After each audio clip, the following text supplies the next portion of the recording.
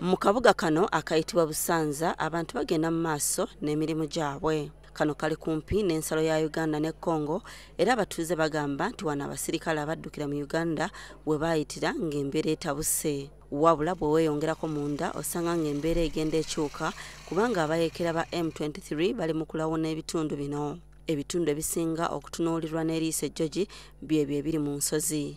Abantu bagamba nti embeera mu kibuga ky'Erukulu ya bunkenke naddala mu kiseera kino ng'abajjasi ba gavumenti bamaze okukyeddiza. Ekibuga kino abayeekera baakibafuumuulamu ennaku 2 eziyise. Abantu baali badduseemu wabula we baddidde ng'ebintu byabwe bingi bimaze okubbibwa.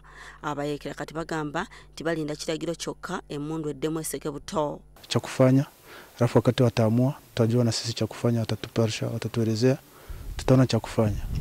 Wakati viongozi wataamua tufike hapa tutafika. Hawa tutetemeshe. Na hakuna kitu chochote, hakuna tishio katika mambo yote ambayo yako hapa mbele yetu. Chote kiko mbele yetu, tuko tayari kwa kupambana nacho. Wabula abantu bagamba nti bakoye entalo kubanga buli kaseera bo be bafa. Abayeekera olwaleero balambuza bannamawulire eddwaniro lino ery'e Kalambi abajjasi ba Congo abaawambibwa nga bafunye ebisago bwe bali mu kujjanjabirwa mu bukuumi obw'ekitalo. Mu kiseera kino wabula abatuuze bali mu kutya olw'ebyo ebiyinza okuddirira.